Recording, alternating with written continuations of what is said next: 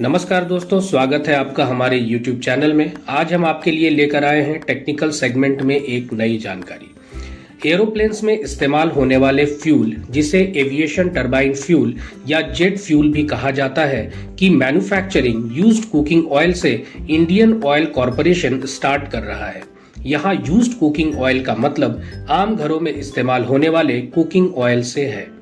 देश की सबसे बड़ी refiner and fuel retailer Indian Oil Corporation को हाल ही में इंटरनेशनल सर्टिफिकेशन मिला है to manufacture the biofuel from used cooking oil. IOC sustainable aviation fuel को कमर्शियल स्केल यानी कि व्यापारिक स्तर पर इस वर्ष के अंत से पानीपत रिफाइनरी हरियाणा से प्रारंभ करने वाला है। एसएएफ का मतलब एक बायोफ्यूल से है जो सस्टेनेबल फीड स्टॉक से प्रोड्यूस किया जाता है और उसकी chemistry conventional aviation turbine fuel या जेट फ्यूल के बिल्कुल समान होती है। आईओसी देश की ऐसी पहली कंपनी है जिसे एसएएफ प्रोडक्शन के लिए आईएससीसी कॉर्सिया सर्टिफिकेशन मिला है। आईएससीसी कॉर्सिया का मतलब international sustainability and carbon certification for carbon offsetting and reduction scheme for international aviation है। यहाँ आप साफ शब्दों में यह समझ सकते हैं कि इसका मतलब कहीं न कहीं कार्बन डाइऑक्साइड की मात्रा को कम करना, यानी कि ग्रीन हाउस गैसेस के एमिशंस को हमारे पर्यावरण में कम करने से है। यह एक सर्टिफिकेशन सिस्टम है जो फॉरेस्ट बायोडाइवर्सिटी की रक्षा करने, कचरा उपयोग को बढ़ावा देने और कार्बन के उत्सर्जन को कम करने पर केंद्रित है।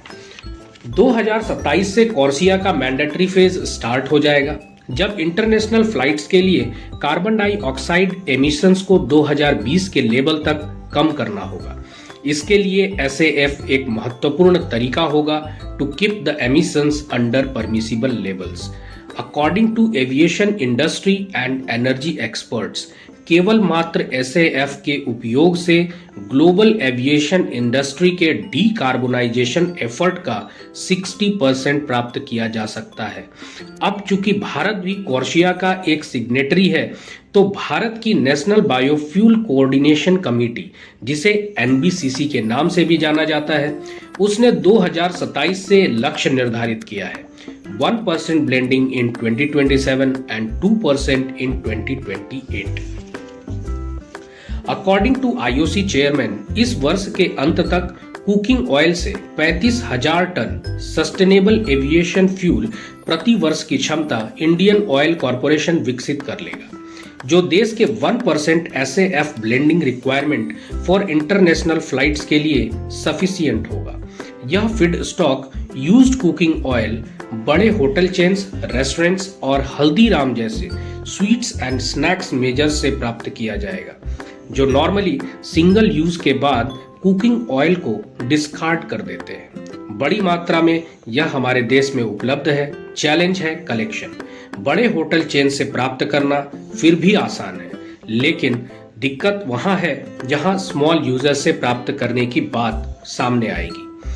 एयरबस, जो कि एक बहुत बड़ी एविएशन कंपनी है, उसके क्लेम की बात करें तो इसके aircraft 50% blend of SAF and ETF यानी कि कन्वेंशनल फ्यूल के साथ फ्लाइंग कैपेबल है।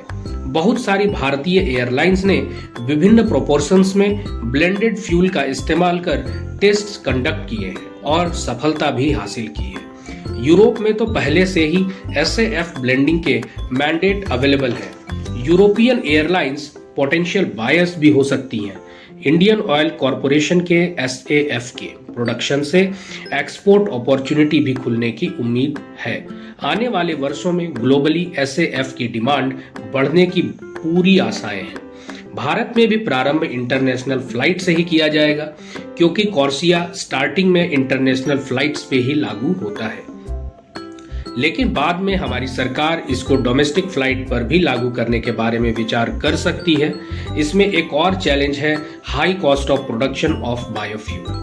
एसएएफ की कीमत लगभग जेट फ्यूल के 3 गुने के बराबर है, जिससे फ्यूल कॉस्ट बढ़ेगा और एयरलाइंस को इससे जूझना पड़ेगा। आईओसी एसएएफ के अन्य उपायों के बारे में भी विचार कर रही है, जैसे अल्कोहल बेस्ड ब्लेंडिंग, जैसे कि इथेनॉल का इस्तेमाल एज अ फीड स्टॉक।